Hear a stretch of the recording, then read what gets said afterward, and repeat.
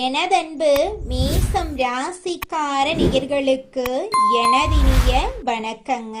நம்ம இன்னைக்கு வீடியோ பதிவுக்குள்ள முழுமையா போறதுக்கு முன்னாடி முருகரை மனதார வணங்கிட்டு வீடியோ பதிவுக்குள்ள போகலாங்க. ஓம் முருகா போற்றி, ஓம் முருகா போற்றி, ஓம் முருகா போற்றி. எனக்காக்கும் முருகனே போற்றி. நல்லதே நடக்கும், நல்லது மட்டும்தான் நடக்கும். நம்மளோட மேச ராசிக்காரங்க துணிவு தைரியத்துக்கு பேர் போனவங்க. இவங்க ஒரு முடிவு எடுத்துட்டா அந்த முடிவை அடையிற வரைக்கும் இரவு பகல் உறங்காம உழைச்சுக்கிட்டே இருப்பாங்க. புதிய விஷயங்களை முயற்சி செய்யறதுல இவங்களுக்கு ஆர்வம் கொஞ்சம் அதிகமா இருக்கு. இவங்க நட்புக்கு முக்கியத்துவம் தருவாங்க. அதே நேரத்துல நண்பனுக்காக உயிரை கொடுக்க கூட இவங்க தயங்க மாட்டாங்க. நம்ம இன்னைக்கு இந்த வீடியோ பதிவில் எதை பற்றி தெரிஞ்சுக்க போகிறோம் அப்படின்னு பார்த்தீங்கன்னா, நம்மளோட மேச ராசிக்காரர்களுக்கு குருவின் வக்ர நிவர்த்தியால் ஏற்படக்கூடிய பலன்களை பற்றி தெளிவாக இந்த பதிவில் தெரிஞ்சுக்க போகிறேங்க. குருவின் வக்ர நிவர்த்தியால பொன் பொருள் நகை அந்தஸ்து கௌரவம் ஒழுக்கம் எல்லாமே மேச ராசிக்காரங்களை தேடி வரப்போகுது. குரு பார்த்தால் கோடி நன்மை அப்படிங்கறதால மேச ராசிக்காரர்களுக்கு இது ஒரு ஜாக்பாட் யோகமா மாறப்போகுது. சனி பகவான் ஏற்கனவே வக்ர நிவர்த்தி அடைந்துள்ள நிலையில குருவும் வக்ர நிவர்த்தி அடைகிறது கூடுதல் பலனை உங்க வாழ்க்கைக்கு அள்ளி தரப்போகுது. மேச ராசிக்காரங்க தைரியமானவங்க, தன்னம்பிக்கை உடையவங்க, நீதிக்கு கட்டுப்பட்டவங்க, நேர்மையானவங்க. இவங்க லட்சியவாதிகளா இருப்பாங்க. பொய் சொல்ல தெரியாது, இவங்களுக்கு ஏமாத்த தெரியாது. கோபம் இருந்தாலும் இவர்களிடம் நல்ல குணங்களும் இருக்கும். சூரியன் உச்சம் பெறும் ராசி என்பதால இவர்களிடம் சிறந்த சிந்தனை இருக்கும். குரு பகவான் 121 நாட்கள் பின்னோக்கி நகர்ந்தாரு. குரு என்பவர் ஒழுக்கம், கண்ணியம், கட்டுப்பாடு, பணம், பொருள், நகை எல்லாமே ஆகும். ஜாதகத்துல உள்ள தோஷத்தை நீக்கக்கூடிய ஒரே கிரகம் குரு பகவான் தான். குரு பார்த்தால் கோடி நன்மை அப்படிங்கறதால குருவின் பார்வை மேச ராசிக்கு பல நன்மைகளை அள்ளித்தர போகுது. குரு பகவான் மேச ராசிக்கு 9ஆம் வீடு மற்றும் 12ஆம் வீட்டின் அதிபதியா இருக்காங்க. 9ஆம் வீட்டுல தர்மகாரியம், ஆன்மீகம், இரக்க குணமெல்லாம் இருக்க. 12ஆம் வீட்டுல வெளிநாடு, வெளியூர், திருமண வாழ்க்கை, தாம்பத்திய உறவு, மருத்துவ செலவு, விரய செலவெல்லாம் இருக்கு. குரு பகவான் 3ஆம் இடத்தில் வெற்றி ஸ்தானத்தில் வக்ரமா இருந்தாரு. மேச ராசிக்காரங்க 7.5 சனியை பற்றி பயப்பட தேவையில்லைங்க. ஏன்னா சனி பகவான் குருவின் வீட்டுல தான் இருக்காரு. குருவின் வீட்டுல சனி இருக்கிறதுனால பெரிய பாதிப்புகள் ஏற்படாதுங்க. நவம்பர் மாதம் 11ஆம் தேதி முதல் குரு வக்ரமா இருக்கிறதுனால சில தடைகள் ஏற்பட்டிருக்கலாம். குரு வக்ரமாக இருந்த காலத்துல தந்தை உறவுல பலவீனம், அப்பா சொத்து, அம்மா சொத்து, வீடு, வண்டி, வாகன செலவு, வேலை நிரந்தரமாக இல்லாம இருக்கிறது, வெளிநாடு வெளியூர்ல வேலை கிடைக்காதது, வண்டி வாகன செலவு, நிலம் பூமியில சொத்து பிரச்சனை, வீண் விவாதம், கேஸ், காது, மூக்கு, தொண்டை, சுவாச பிரச்சனை, கால்வலி, ரத்தம் சம்பந்தப்பட்ட தொந்தரவுகள், படிப்புல மந்தமான தன்மை, கடன், பகை, எதிரி, வம்பு வழக்கு, தடை போன்ற பிரச்சனைகள் இருந்திருக்கலாம். குரு பகவான் வக்ர நிவர்த்தி அடைந்ததால இனிமேல் நல்ல பலன்கள் கிடைக்குங்க. படிப்படியாக பிரச்சனைகள் குறையும். சனி பகவானும் வக்ர நிவர்த்தி அடைந்துள்ளதால கூடுதல் நன்மைகள் உங்களுக்கு கிடைக்கும். திருமண பேச்சுக்கள் நல்ல முடிவுக்கு வரும். திருமணத்துல இருந்த தடைகள் நீங்கும். காதல், குழந்தை பாக்கியம் சிறப்பாக இருக்கும். வழக்குகள்ல வெற்றி கிடைக்குங்க. வேலை, தொழில், உத்தியோகத்துல பதவி உயர்வு கிடைக்கும். வெளிநாட்டுல இருக்கிறவங்களுக்கு நல்ல யோகம் உண்டாகும். விசா பிரச்சனைகளா இருந்துச்சுன்னா எல்லாம் சரியாயிருங்க. மருத்துவம், share marketing, ITI field, bank போன்ற துறைகளில் வேலை பார்க்குறவங்களுக்கு சிறப்பான பலன்கள் கிடைக்க போகுதுங்க. உடல் ஆரோக்கியம் மேம்பட போகுதுங்க.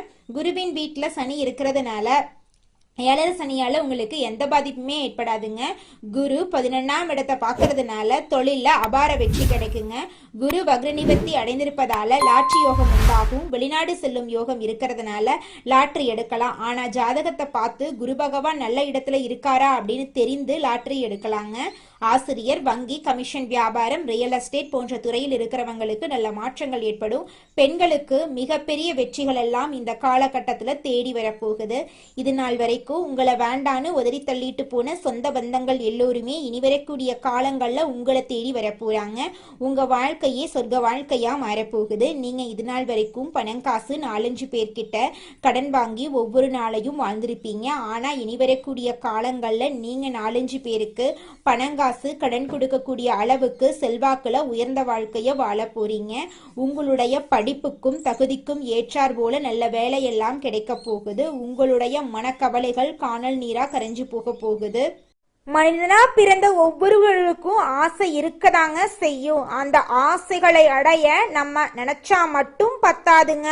முழு மனசோட நம்மளுடைய ஆசைகளை அடைவதற்கான வழிய ஒவ்வொரு நாளும் என்ன பண்ணணும்னு யோசிச்சு அதற்கான திட்டங்களை தீட்டி உழைச்சுக்கிட்டே இருக்கணுங்க. உழைச்சா நிச்சயமா நம்மளுடைய ஆசைகள் எல்லாமே நிறைவேறிடுங்க. உங்க வாழ்க்கையில இனி வரக்கூடிய காலங்கள்ல உங்களுடைய அனைத்து ஆசைகளும் நிறைவேற போகுதுங்க. அப்படி ஒவ்வொரு மனிதனுக்கும் இருக்கக்கூடிய பொதுவான ஆசை என்னன்னு பார்த்தீங்கன்னா 16 செல்வங்களையும் அடைந்து வாழணும் அப்படின்னு தான் ஒவ்வொரு மனிதனுடைய ஆசையும் இருக்குதுங்க.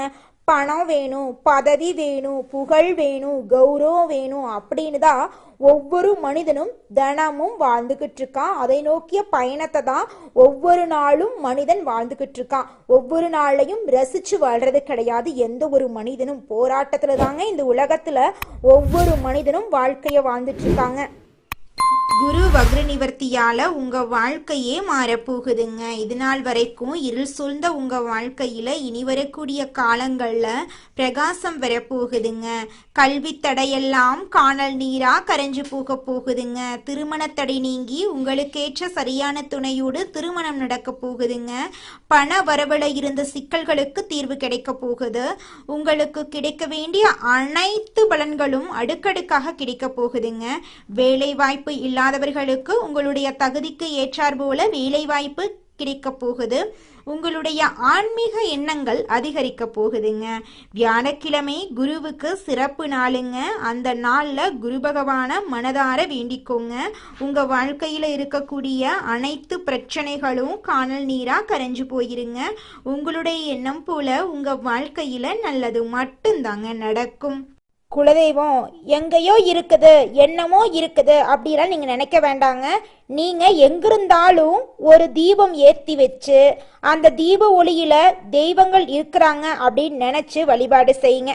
குலதெய்வமே தெரியாவிட்டாலும் வீட்டில் தீபம் ஏற்றி வச்சு ஏதாவது ஒரு நல்ல நாள்ல குலதெய்வத்தை நினைச்சு வழிபாடு செய்யுங்க. குலதெய்வ வழிபாடு குலம் காக்குங்க, குலம் தலைக்கும். முதல்ல குலதெய்வம், அப்புறம் இஷ்டப்பட்ட தெய்வம், அப்புறம் உங்களுக்கு விருப்பப்பட்ட தெய்வங்க. எந்த கோயிலுக்கு போனாலும் என்ன பண்ணாலும் ஏற்றமில்லை அப்படின்னு நீங்க சொல்லுவீங்க. தினமும் எந்திரிச்ச உடனே சூரிய பகவான நமஸ்காரம் பண்ணுங்க. அவங்களுடைய அனுகிரகம் இருந்தா போதும். மற்ற கிரகங்கள் எல்லாம் சாதகமா இல்லைனா கூட பரவாயில்ல, அந்த சூரியனுடைய பிரகாசம் உங்க வாழ்க்கையவே பிரகாசமா மாத்திருங்க. அந்த வெளிச்சம் உங்களை வந்து சேருங்க. உங்க வாழ்க்கையில் இருக்கக்கூடிய கண்ணீரெல்லாம் கரைஞ்சு போயிருங்க. நம்ம இன்னைக்கு இந்த வீடியோ பதிவுல எதை பத்தி தெரிஞ்சுக்க போறோம் அப்படின்னு பார்த்தீங்கன்னா, நம்மளோட மேச ராசியில் இருக்கக்கூடிய ஒவ்வொரு நட்சத்திரக்காரர்களுக்கும் குரு பகவானின் வக்ர நிவர்த்தியால என்னென்ன பலன்கள் ஏற்பட போகுது அப்படிங்கிறத பத்தி தாங்க விரிவா இந்த பதிவுல நம்ம தெரிஞ்சுக்க போறோம். நம்மளுடைய மேச ராசியில் இருக்கக்கூடிய முதலாவது நட்சத்திரம் அஸ்வினி நட்சத்திரம். அஸ்வினி நட்சத்திரத்தில் பிறந்தவங்க தைரியம், தன்னம்பிக்கை, நீதி, நேர்மை, ஒழுக்கம் உள்ளவர்களா இருப்பாங்க. குரு பகவான் மீன ராசியில் உச்சத்துல இருக்கிறதுனால இது நாள் வரைக்கும் திருமணம் ஆகாதவர்களுக்கு இந்த காலகட்டத்துல உங்களுக்கேற்ற சரியான வாழ்க்கை துணையோடு திருமணம் நடக்கும். படிச்சு முடிச்சுட்டு வேலை கிடைக்கல, நான் தேடாத வேலை இல்லை, இது நாள் வரைக்கும் என்னுடைய படிப்புக்கும் தகுதிக்கும் ஏற்ற மாதிரி நல்ல வேலையே கிடைக்கல அப்படின்னு கவலைப்பட்டு இருக்கிறவங்களுக்கு இந்த காலகட்டத்துல நிச்சயமா வேலை வாய்ப்புகள் கிடைக்குங்க. அடுத்ததாக நம்முடைய மேச ராசியில் இருக்கக்கூடிய நட்சத்திரம் பரணி நட்சத்திரம். உங்களுக்கு எப்படி இருக்குன்னு பார்க்கலாங்க. இந்த மாதம் பரணி நட்சத்திரத்தில் பிறந்தவங்க நாகரிகமானவங்க, ஒழுக்கமானவங்க, திறமையானவங்க, அறிவானவங்க. இவங்க ஆசைப்பட்ட விஷயத்த அடைவாங்க. விரய செலவுகள் எல்லாம் இந்த காலகட்டத்துல குறைய போகுது. வெளிநாட்டு யோகம் இவங்கள தேடி வரப்போகுது. இவங்க தனியார் துறையில வேலை செஞ்சாலும் சரி, அரசு துறையில வேலை செஞ்சாலும் சரி, இவங்களுடைய தகுதிக்கும் திறமைக்கும் ஏற்றார் போல பதவி உயர்வு, சம்பள உயர்வெல்லாம் இவங்களுக்கு கிடைக்க போகுதுங்க. இவங்க குடும்பத்துல இது நாள் வரைக்கும் இருந்த அனைத்து பிரச்சனைகளுக்கும் தீர்வு கிடைக்க போகுது.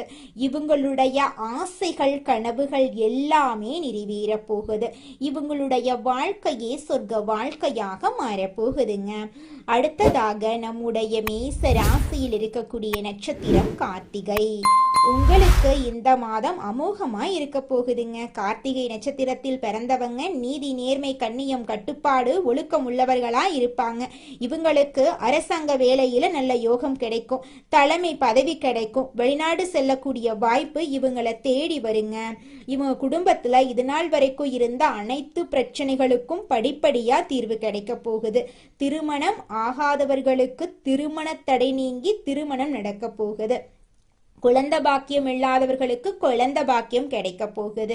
பூர்வீக சொத்து ரீதியாக இருந்த அனைத்து பிரச்சனைகளுக்கும் தீர்வு கிடைக்க போகுது. உங்களுக்கு வரவேண்டிய பூர்வீக சொத்து உங்க கையில வந்து சேர போகுதுங்க.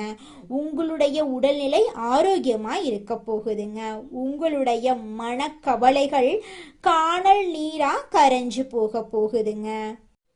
உங்க வாழ்க்கையில மேலும் நல்லதெல்லாம் நடக்க நீங்க செய்யக்கூடிய பரிகாரம் என்னன்னு பார்த்தீங்கன்னா, உங்க வீட்டுக்கு பக்கத்துல இருக்கக்கூடிய கண்ணு தெரியாத குழந்தைங்களுக்கு உங்களால முடிஞ்ச உதவிகளை செஞ்சுக்கிட்டு வாங்க. உதவி செய்யணும் அப்படிங்கிறதுக்காக நீங்க லட்சக்கணக்கில் செலவு பண்ணணும் அப்படிங்கிற அவசியம் கிடையாது. உங்களால முடிஞ்ச அளவுக்கு ஒரு பேனா வாங்கித்தாங்க, ஒரு பென்சில் வாங்கித்தாங்க. இந்த உதவியை செய்யறதன் மூலமா உங்க வாழ்க்கையில நீங்க செஞ்ச பாவங்கள் எல்லாம் குறைய போகுது. உங்களுடைய வாழ்க்கையே சொர்க்க வாழ்க்கையா மாறிடுங்க. நல்லதே நடக்கும், நல்லது மட்டும்தான் நடக்கும். நன்றி, வணக்கம்.